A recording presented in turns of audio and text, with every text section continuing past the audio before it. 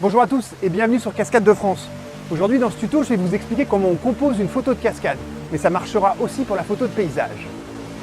Alors aujourd'hui je suis dans le Morvan en Saône-et-Loire, dans les gorges de la Canche, et on va photographier cette jolie cascade appelée Saut de la Canche. Alors je vais vous donner principalement 3 astuces pour la photo de cascade qui fonctionnent aussi pour la photo de paysage, et je vous donnerai des petites astuces en plus qui seront typiques à la photo de cascade. Alors c'est parti!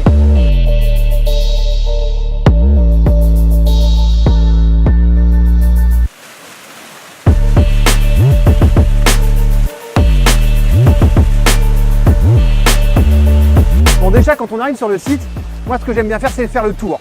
On va chercher des points de vue en face et sur les deux côtés. Donc je pense qu'ici on a un point de vue qui est intéressant, je vais revenir. On a tout de suite tendance à aller juste sur le devant, face à la cascade. Mais moi je ne vous le conseille pas forcément. Ça dépend de la cascade. Ici par exemple, on n'a qu'une ligne droite. Et donc cette ligne droite, ça va me manquer de profondeur par rapport à votre photo. Ici, on a un autre point de vue qui peut être intéressant, qui est sur le côté, mais de la même manière, on est un peu en face.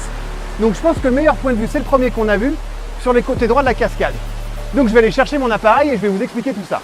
Alors me voilà sur le côté de la cascade et je vais vous montrer la composition. Alors une des premières règles de la photo de paysage et de la photo de cascade, c'est d'avoir les fameux tiers.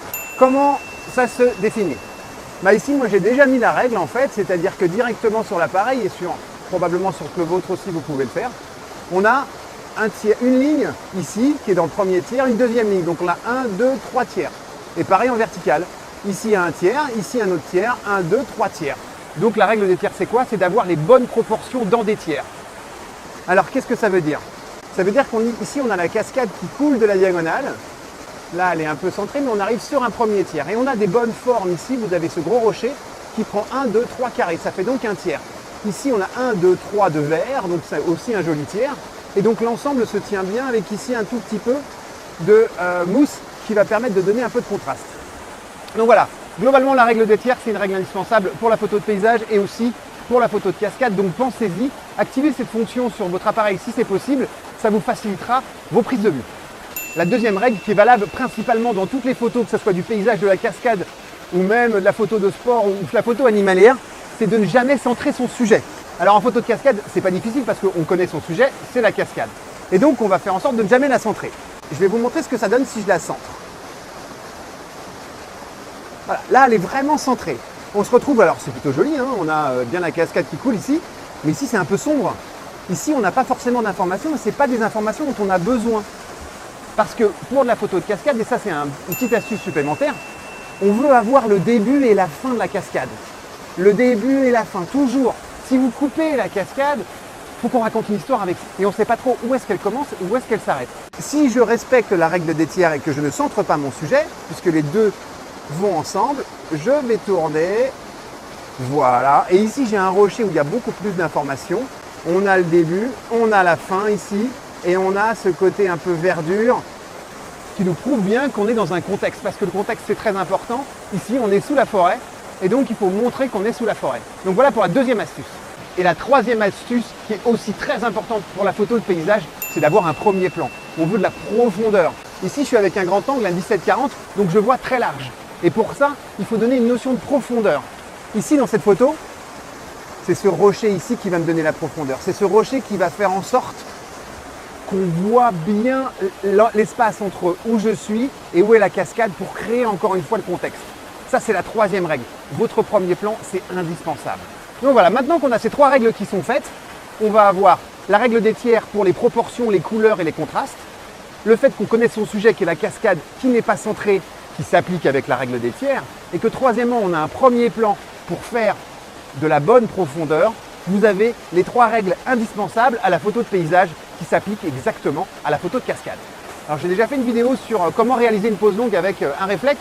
Donc elle s'affiche ici dans le haut de votre écran, mais aussi dans la description. Donc n'hésitez pas à aller la regarder pour savoir comment on fait une pose longue.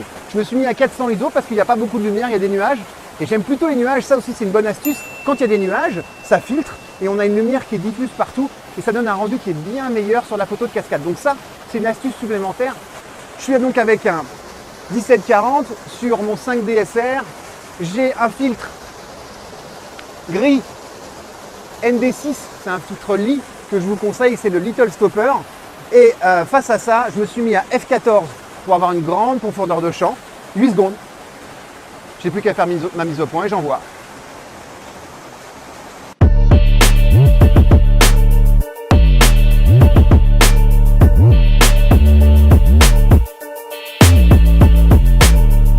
Alors ne partez pas tout de suite, je vous ai donné les 3 règles, mais il y a encore des petites astuces qui vont faire la différence. En photo de cascade principalement, ce qui marche très bien, c'est de se mettre au ras du sol. Donc vous voyez, on a toujours la cascade qui est dans un tiers. Ici, elle coule sur même le trait du tiers. On a ce premier plan qui sont les fleurs et on se retrouve avec l'ambiance de la forêt. Important, pensez-y, mettez-vous toujours au ras du sol. Ça sera des compos qui seront beaucoup plus dynamiques.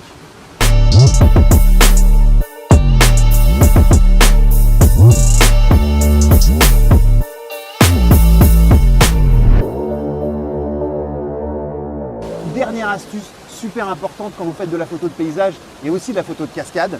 Vous allez avoir une grande profondeur de champ. Ici, moi, je suis à F16. Toujours faire votre mise au point sur votre premier plan. Ici, la fougère. Pourquoi? Parce que c'est ce qui va attirer l'œil en premier lieu. Après, avec les F16, vous allez avoir une grande profondeur de champ, donc tout sera net. Si vous faites la mise au point sur la cascade, il est fort probable que la fougère, dans mon exemple, soit pas super nette.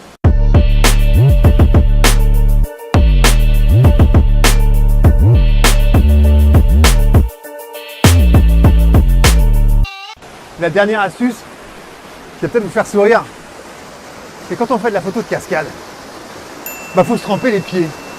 Et c'est parce qu'ici, on va pouvoir se rapprocher, on va pouvoir avoir le flot de l'eau, on va pouvoir avoir le mouvement, on va pouvoir, avec le grand angle, avoir tout le contexte de la cascade en appliquant toutes les règles qu'on vient de voir. Je vous montre.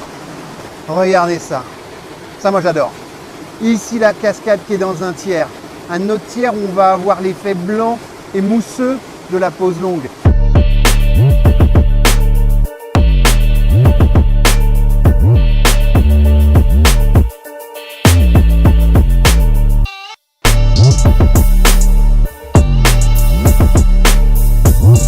Alors voilà, j'espère que ces quelques astuces vous permettront d'améliorer vos photos de cascade. Si vous-même vous connaissez des astuces dont je n'ai pas parlé, n'hésitez pas à les laisser en commentaire. Et puis, si vous avez aimé cette vidéo, laissez-moi un petit pouce en l'air. Et moi, comme d'habitude, je vous dis à très bientôt pour une prochaine cascade. Allez, salut, ciao, ciao!